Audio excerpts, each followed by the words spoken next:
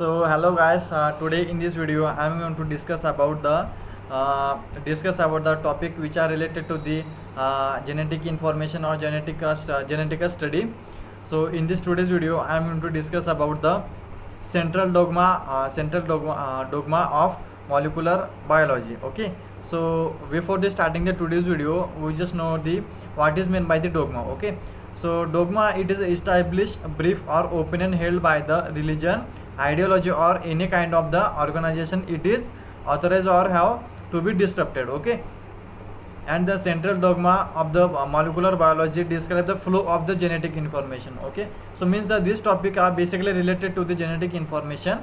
Dogma describe the genetic information from the genetical materials. Okay, so central dogma of the molecular biology states that the first invented by central dogma technique firstly invented by the Francis Crick in 1957, and uh, Francis Crick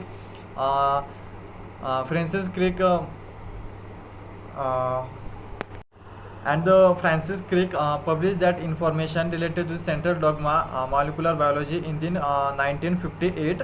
The central dogma of the molecular biology deals with the detailed residue by residue transfer sequential information, means deals with the detailed residue by residue genetic information in this sequential. Okay, and the is state the information cannot be transfer back from the protein to either protein or nucleic acid. Okay, means transfer back protein to another protein or the nucleic acid. Okay, so means that information goes to the forward direction. Okay, so in these words, once information gets into the protein, it can't flow back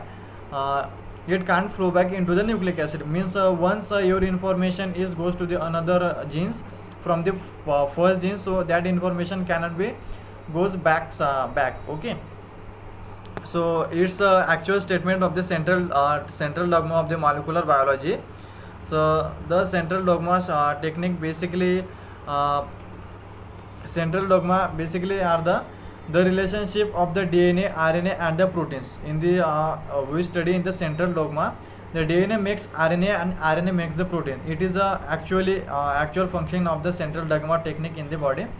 The unidirectional transfer of genetic information means unidirection means that information travels to the one forward direction, which can't backward, or that particular information which is forwarded in the one particular direction, so that information cannot be come in the backward direction again. Okay, so this is what about the unidirectional transfer of the genetic information from the DNA to RNA and RNA to protein.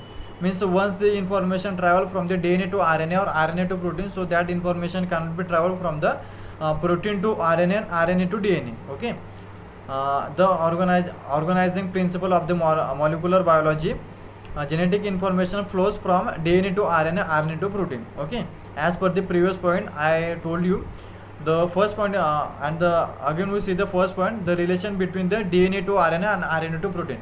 Okay, the central dogma technique represented by the four major stages. So first stage is the DNA replicates in the information in a process that involves any enzyme replication. Means with the help of the replication, with the help of the enzymes, the replication DNA replication is done for the transformation of that particular genetic information. Okay, the DNA codes or production of the messenger in the form of mRNA during the transcription. So formation of RNA from the mRNA, which is known as the transcription. mRNA means messenger RNA, RNA means ribonucleic acid. Okay, the eukaryotic cells mRNA is produced is essentially splicing and the migrates from the nucleus to cytoplasm. Okay, and the last point is what the message RNA carries coded. We all guys know that the message which is travel in the genetic material, which is in the form of the codes, particular codes, and which is DNA and RNA also responsible for the reading of that particular code and traveling of that particular information. Okay, means genetic information.